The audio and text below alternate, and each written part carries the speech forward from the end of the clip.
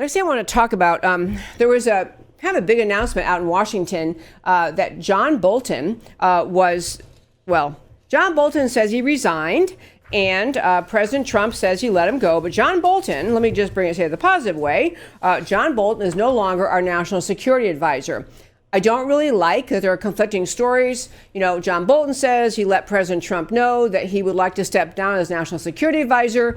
And Trump said, we'll talk about it tomorrow. President Trump said, I told him I had to let him go. Lots of people in our administration disagreed with him. For whatever reason, John Bolton is out. President Trump is going to announce a new national security advisor next week. But the reason I want to talk about him out and Taliban in is this.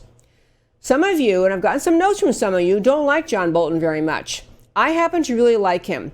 I'm not saying that every bit of advice he ever gave was the perfect advice, but I will say John Bolton understands the nature of the threat against America. He understands the threat of radical Islam. He understands what jihadist Islam would do. He knows Islam is a conquest ideology. So he is on top of those facts. It may cause him to advocate for more aggressive military action than some people want, and that's fine.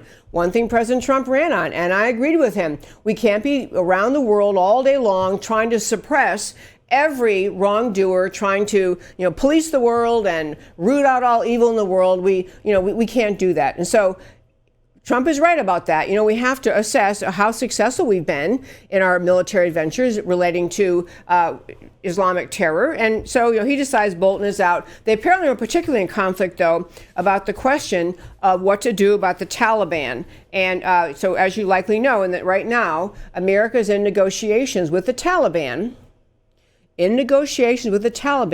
to withdraw American troops from Afghanistan. The negotiations are occurring in the country of Qatar, Qatar, Qatar, Doha, Qatar. I don't know if my wonderful producer, Matt the Wonderful, was able to find a picture of the Taliban 5, but these Taliban 5, if you have it, these gentlemen were, I shouldn't call them that, these men, these are the Taliban 5. They were the ones that we released from Gitmo in order to get back Bergdahl, our American soldier who went AWOL, and we traded these 5 terrorists, gave him back to the Taliban to get Bergdahl back. These 5 that you're staring at, those faces, were moved by the Taliban in November of last year into the political office of the Taliban in Doha, Qatar. I want you to think about that dynamic. This is America pretty much surrendering. We're not saying surrendering, we're saying withdrawing.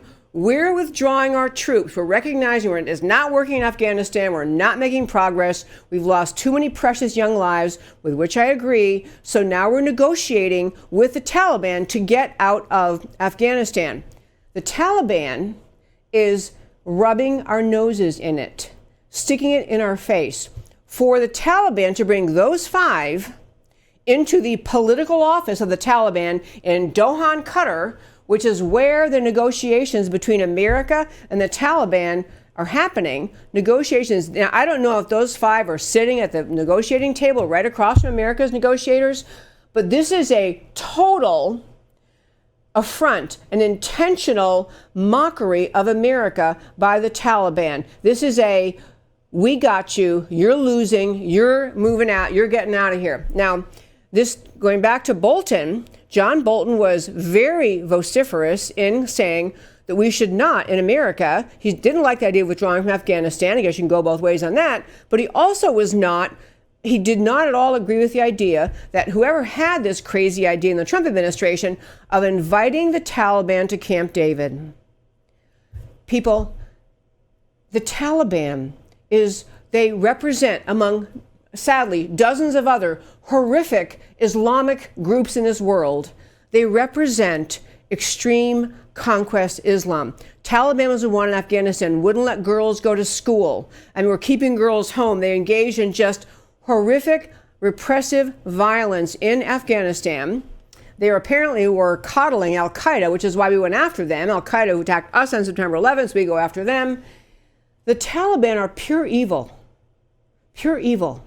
And so John Bolton said, I don't think it's such a swell idea. I don't really know why, President Trump, we ought to be having the Taliban come to Camp David. Now, President Trump, so in the midst of this discussion about whether the Taliban should get to be in Camp David, we have, of course, another attack in Kabul. Another bomb goes off in Kabul by the Taliban. And then we also had a rocket hit an American center over there the next day, today, or I guess yesterday. And the point is, the Taliban isn't slightly surrendering. They may be saying, okay, we're going to agree to certain terms, America. Okay, we won't do this, won't do that. But Taliban has won this battle against America. And if this were a battle just over who gets to control Afghanistan, then America would say, you know what, we don't want to control Afghanistan.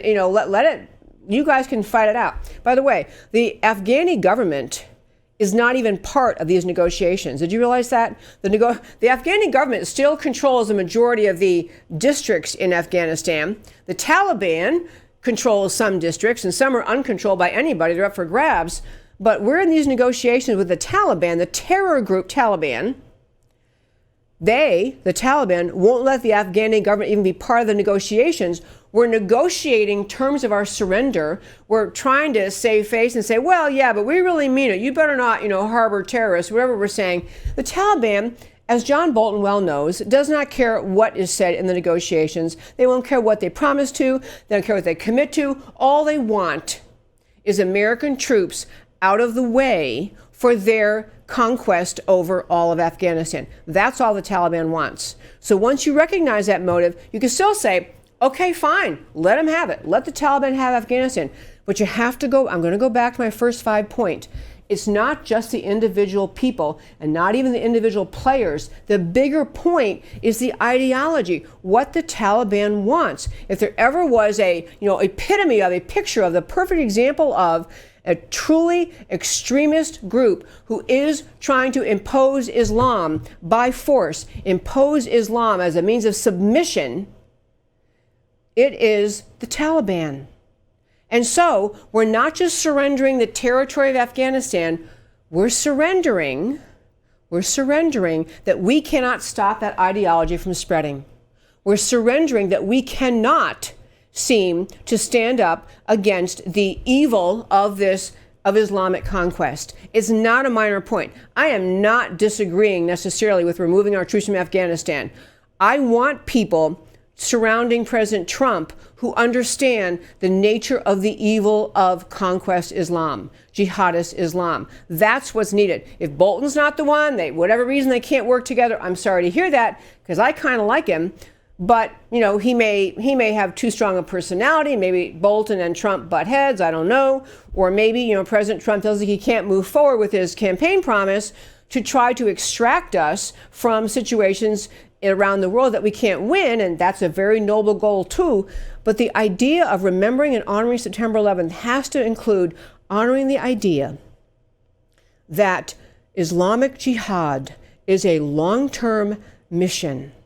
Conquest Islam was set into play when Islam was formed, when Muhammad came up with this religion. Jihadist conquest has happened in this world for 1,400 years since the founding of Islam. We just happen to live in this era, happen to be watching this episode, but it has been going on relentlessly since the founding of Islam. If you weren't listening to the show the day I had Raymond Ibrahim on, I don't remember the date, but you can find it on our website or on YouTube, wherever you're watching the show. Raymond Ibrahim, Ibrahim, who is Arabic. He's American. I believe his parents are from Turkey, but he reads Arabic and English and writes fluently Arabic and English. And he actually wrote the most brilliant book, Sword and Scimitar, laying out the history of Islamic conquest from the time of Muhammad until today. Getting the bigger picture in mind, we are not just experiencing in America and around the world the reaction of Islamic groups in this world to, some latest offense by oil companies or Western civilization. We are simply watching today. This is this era's episode of the same story going on and on since the founding of Islam. I want people around President Trump who understand that, who understand it's not a minor thing to surrender to the Taliban. It's not a minor thing to say, okay, you're right, we can't fight against the jihadists, because, as they always say, they will be back.